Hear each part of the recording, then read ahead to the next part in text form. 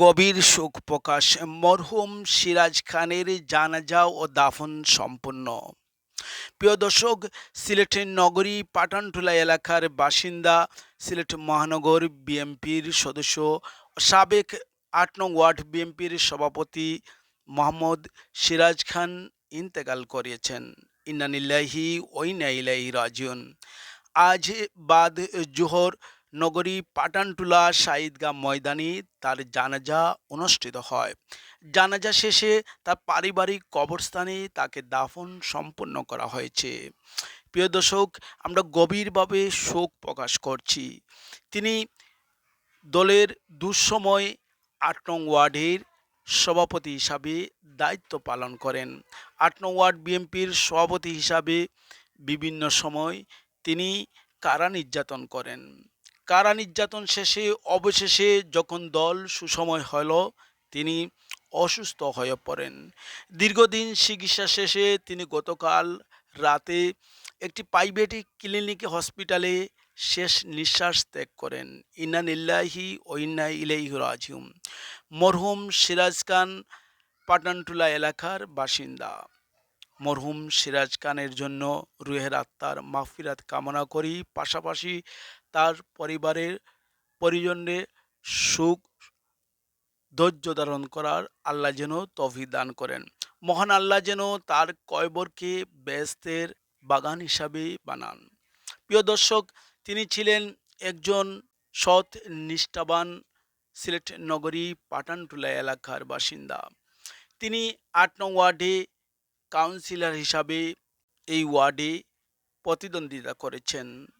তিনি এই ওয়ার্ড ৮ নং ওয়ার্ডের দুঃখের সময় কিন্তু তিনি ছিলেন ৮ নং ওয়ার্ড বিএনপির সভাপতি। সুসময়ে এসে তিনি অসুস্থ হয়ে পড়েন। দীর্ঘদিন অসুস্থ থাকার পর অবশেষে নাপিরার দেশে চলে গিয়েছেন। আমরা দোয়া করি, প্রার্থনা করি মহান আল্লাহ যেন তাকে বেশ নসিব করেন। আমিন।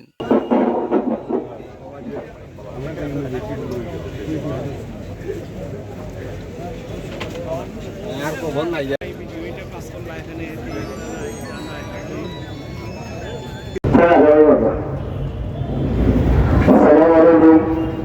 সম্মানিত মুসলিম গ্রাম,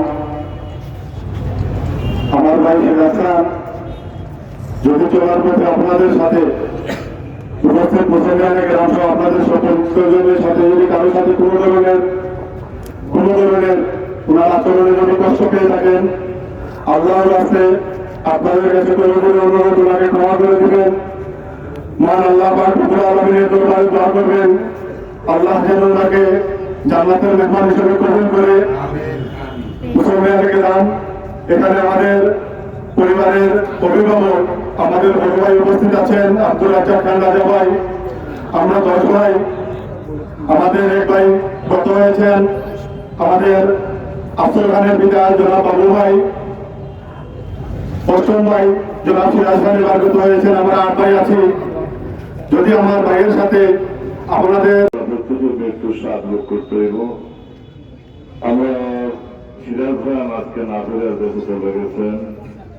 আমরা প্রথমে সুখন্ত পরিবারের প্রতি সমবেদনা জানাই এবং মহান আল্লাহর কাছে প্রার্থনা করি যে আল্লাহ পাক রব্বুল আলামিন সিরাজ খানকে সর্বশেষ আপনারা আমার ভাইয়ের আচার আচরণে চলাফেরা যায় মানুষের অনেক ভুল বাকি করতে পারে, সেই জন্য আপনাদের কাছে আমরা পরিবারের পক্ষ থেকে, আমার ভাইয়ের পক্ষ থেকে আপনাদের কাছে ক্ষমা পাচ্ছি। আর আপনারা আল্লাহ